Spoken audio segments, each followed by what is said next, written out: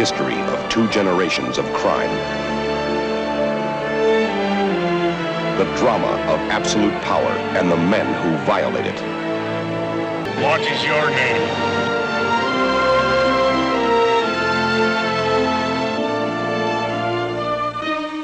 Don Vito Corleone and his son Michael. Both had seen the ones they loved most cut down before their eyes. Both had killed as an act of vengeance.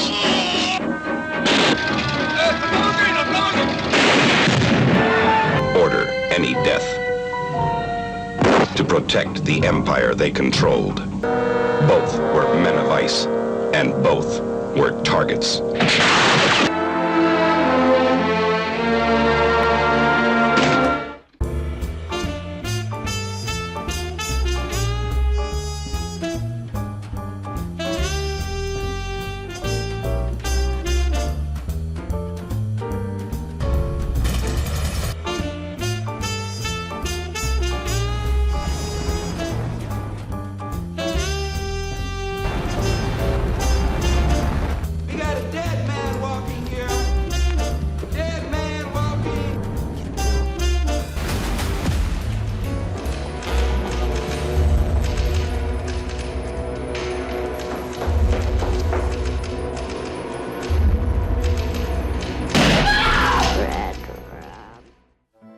জনপ্রিয় সিনেমার sequel অর্থাৎ পরবর্তী পর্ব প্রায় তৈরি করা হয়, কিন্তু বেশিরভাগ ক্ষেত্রেই পরের পর্বগুলি প্রথমটির মতো সাফল্য পায় না।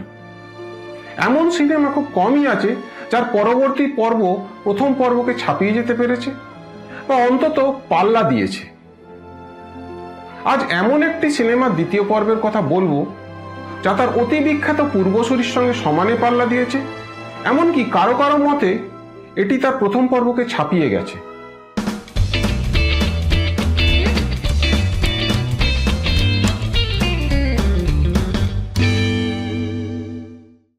আমি এই চ্যানেলের তৃতীয় এপিসোডে 1972 সালে তৈরি দি গডফাদার সিনেমাটির কথা বলেছিলাম। নিচে ডেসক্রিপশনে সেই ভিডিওটির লিঙ্ক দিলাম। যদি আপনারা কেউ এখনো সেই ভিডিওটি না দেখে থাকেন তাহলে দয়া করে আগে সেই ভিডিওটি দেখে তারপর এই ভিডিওটি দেখবেন। দি গডফাদারে আমরা দেখেছিলাম নিউ ইয়র্কের মাফিয়া ডন ভিটো কর্লিওনি, যাকে সবাই গডফাদার বলে ডাকত, তার কনিষ্ঠ পুত্র মাইকেল কর্লিওনির ডন হয়ে ওঠার গল্প।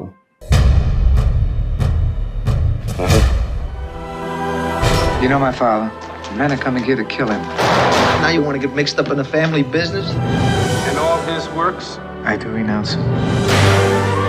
Don't ask me about my business, Kate. Is it true? সেই সিনেমার শেষে আমরা বৃদ্ধ অসুস্থ ভিটো কর্লিওনিকে মারা যেতে ও তার পুত্র মাইকেল কর্লিওনিকে তার বাবার কুর্সিতে বসতে দেখি।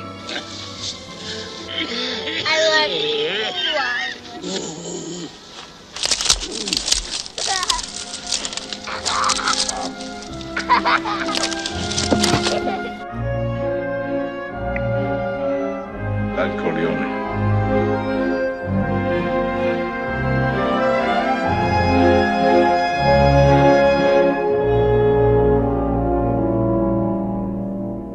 1974 সালে একই ডাইরেক্টর ফ্রান্সিস ফোর্ড কাপোলার তৈরি এই দ্বিতীয় পর্বটি একাধারে প্রথম পর্বটির সিকুয়েল আবার প্রিকুয়েলও বটে।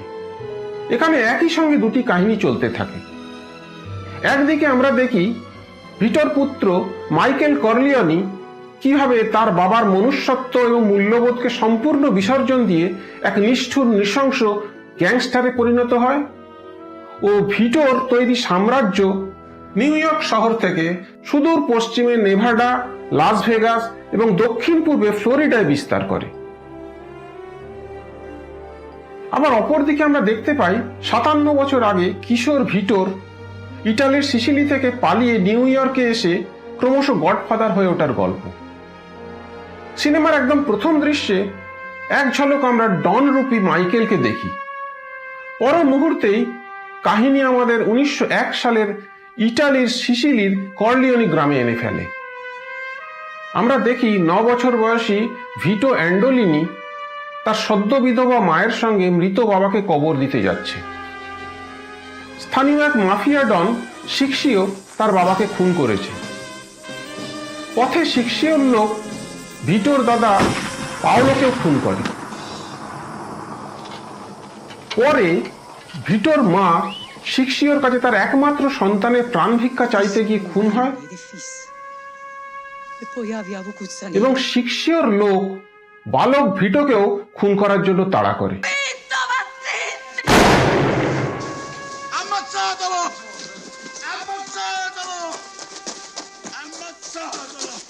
কিছু সহৃদয় প্রতিবেশীর সাহায্যে অনাথ অসহায় ভিটো জাহাজে করে পালিয়ে আমেরিকার নিউ ইয়র্কের উপকণ্ঠে এলিস আইল্যান্ডে এসে পৌঁছয়।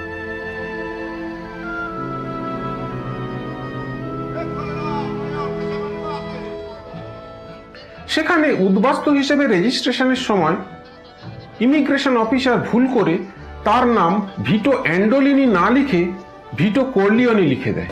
Come on, son. What is your name? Tuo nome? Vito Andolini from Corleone. Corleone. Vito Corleone. এইভাবে বালক ভিটো ভিটো কর্লিওনি নাম নিয়ে আমেরিকায় প্রবেশ করে। এরপর কাহিনী আমাদের 1958 সালে নেভাডায় এনে ফেলে। মাইকেল এখন নিউ ইয়র্কের একজন ক্ষমতাশালী মাফিয়া সর্দার। ইতিমধ্যে ডন হিসেবে তার প্রতিপত্তি প্রশ্নাতীত। এখন তার পরিবারের লোকেদেরও তার সঙ্গে দেখা করতে হলে লাইন দিয়ে অপেক্ষা করতে হয়। You go see your children first, and then you worry about waiting online to see your brother, like everybody else. আমরা দেখি মাইকেলের ছেলের ব্যাপটিজমের অনুষ্ঠানে এসে নেভাডার সেনেটর গেরি মাইকেলের দেওয়া অনুদানের চেক নিয়ে তাকে প্রশংসায় ভরিয়ে দেয়। Can we help celebrate young man's first communion? And also to thank that boy's family for a magnificent contribution to the state. কিন্তু পরে সেই সেনেটরই যখন মাইকেলের নতুন হোটেলের লাইসেন্সের জন্য তার কাছ থেকে মোটা টাকা ঘুষ চায়, মাইকেল এক কথায় তা নাকচ করে দেয়। But I want your answer and the money by noon tomorrow. Don't you contact me again, ever. From now on, you deal with Turnbull. Senator, you can have my answer now if you like. My offer is this. Nothing. Senator অসন্তুষ্ট হয়ে তাকে হুমকি দিয়ে সেখান থেকে চলে যায়। এরপর বয়স্ক ইহুদি মাফিয়া হাইম্যান রথের প্রতিনিধি জনি ওলা মাইকেলের কাছে একটা ক্যাসিনো দখল করার ব্যাপারে সাহায্য চাইলে That's greatly সে appreciated. খুশি মনে রাজি হয়। Hyman Roth always makes money for his partners. কিন্তু মাইকেলের বোন কনি তার আসন্ন বিয়ের কথা বলে মাইকেলের কাছে টাকা চাইলে মাইকেল তা দিতে রাজি হয় না। The ink on your divorce isn't dry yet and you're getting married? Michael, You fly around the world with men who don't care for you and use you like a whore? you're not my And father! what do you come to me for? Because I need money. বরং সে কনিকে নেভাডায় তাদের সঙ্গে এসে থাকতে বলে, যেটা কনির একেবারেই পছন্দ নয়। Now why don't you stay here with us, with the family? You can live here on the estate with your kids. পরে এক ইটালিয়ান মাফিয়া পেন্টাঙ্গেলি মাইকেলের কাছে তার ব্যবসায় সাহায্য চাইলে সে তা প্রত্যাখ্যান করে। পেন্টাঙ্গেলি তার শত্রু হাইম্যান রথের সঙ্গে মাইকেলের বন্ধুত্ব পছন্দ করে না। I want to earn my family without you on my back. Now, I have business that's important with Hyman Roth. I don't want it disturbed. যাই হোক, সেই রাতে পার্টির পরে মাইকেল যখন বেডরুমে তার স্ত্রীর সঙ্গে শুতে যাচ্ছে, Why are the drapes open? তখন হঠাৎ তাকে লক্ষ্য করে মেশিন গানের গুলিবর্ষণ শুরু হয়।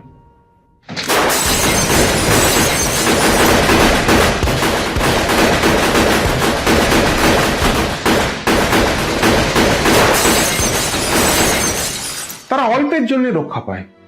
রক্ষীরা আততায়ীদের খুঁজে পেলেও দেখা যায় তার আগেই কেউ তাদের খুন করে রেখে গেছে। Get rid of the bodies. Michael বুঝতে পারে কেউ তাকে খুন করার চেষ্টা করছে, আর সে তার খুব কাছের লোক। That's why at this moment you're the only one I can completely trust. তার নিজের দাদা ফ্রেডোকে এ ব্যাপারে সন্দেহ হয়। Fredo, he's got a good heart. But he's weak, and he's stupid. And this is Michael সব থেকে যাকে বিশ্বাস করে সেই পালিত দাদা টম হেগানকে তার পুরো ব্যবসা আর তার পরিবারের সুরক্ষার দায়িত্ব দিয়ে কিছুদিনের জন্য গা ঢাকা দেয়। I'm gonna leave here tonight. I give you complete power, Tom. I'm trusting you with the lives of my wife and my children. The future of this family. এরপর আমরা আবার ফিরে যাই 1917 সালের নিউ ইয়র্কে। যুবক ভিটো কর্লিওনি ইতিমধ্যে বিয়ে করে সংসার পেতেছে। তার প্রথম পুত্র সানির জন্ম হয়েছে। একদিন স্থানীয় তোলাবাজ গুন্ডা ডন ফানুচ্চির জন্য ভিটো তার মুদির দোকানের কাজটা হারালো। Fanucci. Chiamano Loputi. E você c'aveva dare un travaglio meno. E você è stato sempre buono con me da quando ero biccerino. বাধ্য হয়ে সংসার চালানোর জন্য সে বন্ধু পিটার ক্লেমেঞ্জার সঙ্গে ছোটখাটো চুরি করতে শুরু করলো।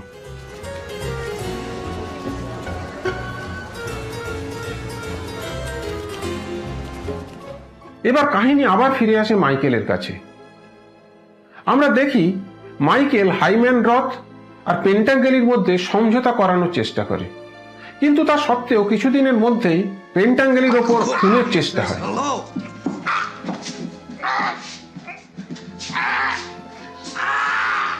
অপরদিকে সেনেটর গেরি যাতে মাইকেলদের ব্যবসা সাহায্য করতে বাধ্য হয়, সেজন্য টম হেগান তাকে এক গণিকার হত্যাকাণ্ডে ফাঁসিয়ে ব্ল্যাকমেল করতে শুরু করে।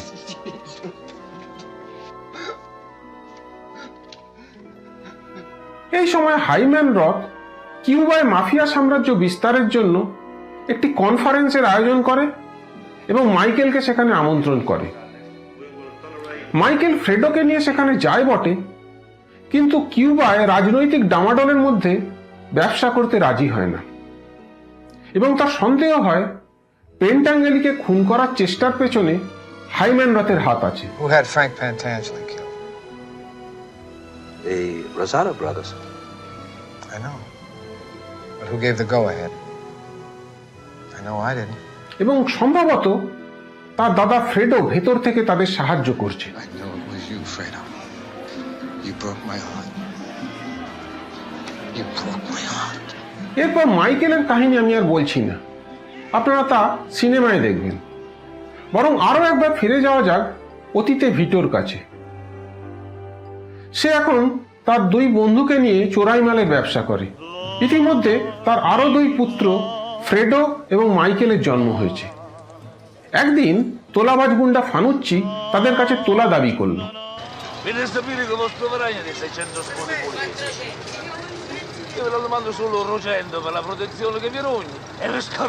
ভিটো প্রথম দিন তাকে কিছু টাকা দিলেও পরের দিনই তার বাড়িতে ঢুকে তাকে খুন করলো।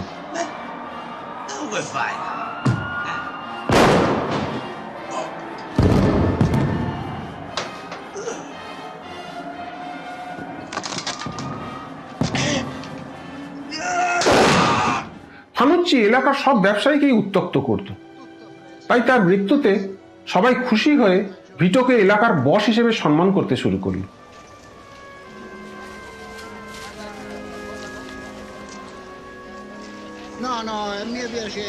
এইভাবে ভিটো ক্রমে এলাকার ডন হয়ে উঠতে লাগলো। এরপর আপনারা পালা করে দেখবেন কিভাবে ভিটো ইটালিতে গিয়ে অলিভ অয়েলের ব্যবসা শুরু করবে এবং তার বাবার হত্যাকারী বৃদ্ধ শিক্ষিওর মুখোমুখি হবে।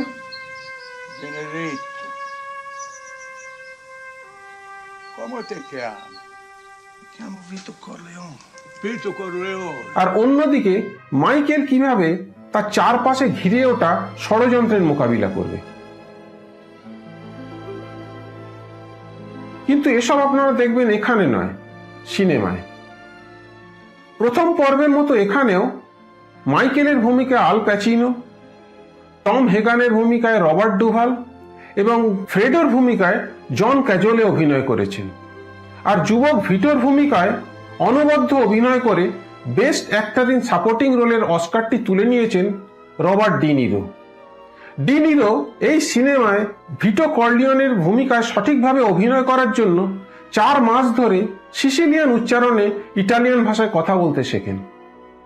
অনেকেরই মতে এটি তার জীবনের সেরা অভিনয়। অস্কার না পেলেও সিনেমায় মাইকেলের ভূমিকায় আল প্যাচিনোর অভিনয় চোখে পড়বেই। তার বড় বড় ঠান্ডা চোখের নিষ্ঠুর তীব্র চাউনি একবার দেখলে কোনোদিন ভুলবার নয়। আজকালকার লাউড ওভার অ্যাক্টিং এর যুগের প্রতিটি অভিনেতার গডফাদার সিনেমার 2টি পর্ব দেখে শেখা উচিত কিভাবে আন্ডার অ্যাক্টিং এর মাধ্যমে নিঃশব্দে রাগ এবং আক্রোশের চরম বহিঃপ্রকাশ করা যায়।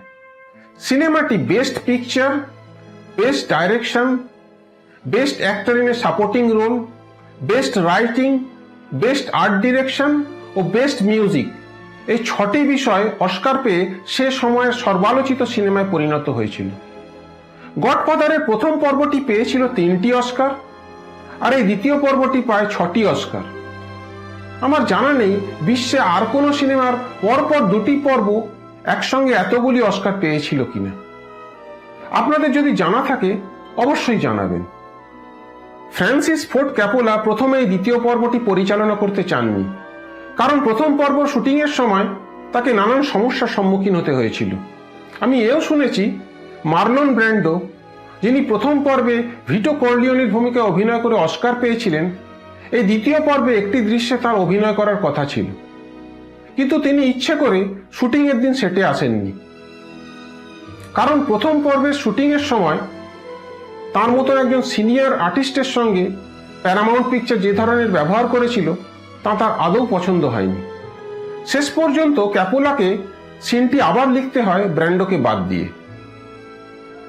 এই সিনেমাটি আপনারা অবশ্যই দেখবেন, কারণ গডফাদারের প্রথম পর্ব আর দ্বিতীয় পর্ব মিলিয়ে একটি মহাকাব্যের মতো।